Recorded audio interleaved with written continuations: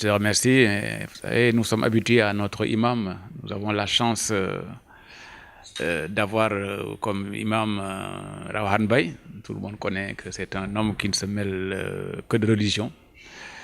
Donc, vous avez suivi son prêche comme moi. Donc, il a prié pour le Sénégal. Il a prié pour que Dieu sème la paix dans les cœurs et les esprits. Il a prié pour que le Sénégal soit un pays développé. Il a prié surtout pour la paix, parce que rien ne peut se faire sans la paix. Il a prié également, il a également rappelé aux uns et aux autres la finalité de tous, ça signifie l'au-delà. Et donc rappeler que tout est vanité dans ce monde et que par conséquent il faudrait aussi penser à se préparer pour là où on va tous terminer. Et il a donc prié également pour ceux qui sont à la Mecque, rappelant effectivement les bienfaits de Arafat hier et que les prescriptions, rappelant les prescriptions de notre Dieu et de son prophète Mohammed. Donc, il a fait comme d'habitude. Il a fait comme d'habitude. Il prie pour la paix, ce qui est essentiel. Il prie pour nos dirigeants. Il prie pour la paix des cœurs et des esprits. Il prie pour un Sénégal de paix et de prospérité. Il prie pour le Sénégal. Et puis, il rappelle les prescriptions de l'islam. Et je pense que c'est ça le rôle d'un imam.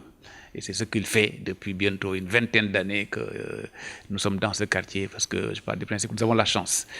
Parce que, vous savez, là où on habite, on ne le sait pas. C'est le bon Dieu qui vous destine là où vous habitez.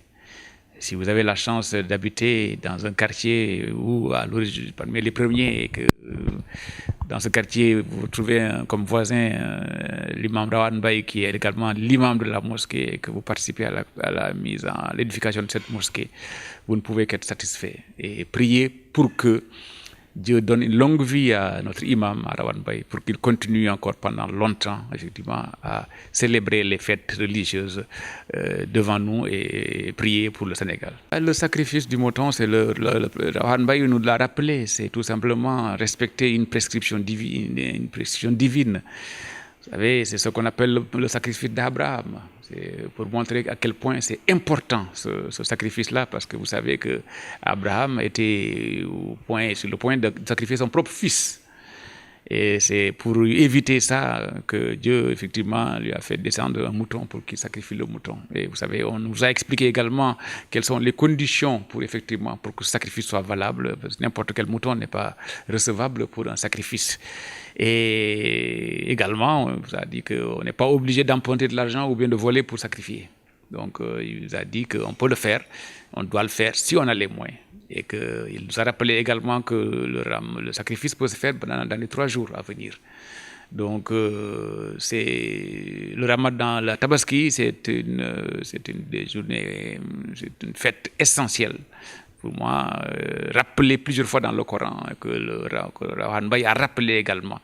Donc, c'est une fête que tout musulman, c'est un sacrifice que tout musulman qui se revendique musulman et qui doit effectivement respecter et s'arranger pour effectivement faire ce sacrifice-là dans les termes et dans les conditions prescrites par la charia. Politique au sens citoyen du terme, je le suis. Et puis, je répète les recommandations de l'imam. Je demande aux Sénégalais d'être généreux. Je demande aux Sénégalais d'être généreux parce que quand on est musulman, on doit être généreux. Je demande aux Sénégalais de faire attention à leurs voisins et c'est également ça, être musulman. Je demande aux Sénégalais de ne pas trop parler, parce que je crois que l'islam n'aime pas les gens qui parlent trop, parce que quand on parle trop, on est capable de dire des choses que demain on regrette. Donc je demande aux Sénégalais de s'armer, de revenir à la sagesse.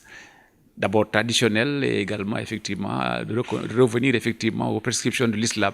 Parce que quand on revient aux prescriptions de l'islam, on ne va pas travailler pour le malheur de son voisin, on ne va pas travailler pour la chute de son ennemi, on ne va pas travailler contre les intérêts de son pays.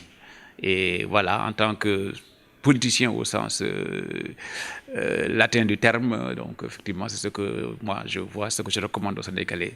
Et je leur souhaite à tous, effectivement, une très heureuse fête de Tabaski. Et je leur souhaite à tous une longue vie et je leur souhaite à tous la paix dans les esprits et dans les âmes. Parce qu'un être humain qui n'a pas la paix dans les esprits et dans l'âme est un être humain malheureux. Est un être humain qui est dangereux pour lui-même et qui est dangereux pour sa société. Donc voilà ce que je prie. Je prie pour le Sénégal, je prie pour notre président, qui est en même temps notre voisin dans ce quartier. Et donc, je prie pour que l'année prochaine, il célèbre la Tabaski en tant que président de la République toujours et à l'entame de son deuxième mandat. Voilà ma prière et je prie Dieu pour que ça se réalise et je prie Dieu de me donner les forces, les moyens physiques et matériels pour effectivement m'investir le maximum pour effectivement que cette prière se réalise en ce qui concerne notre président de la République.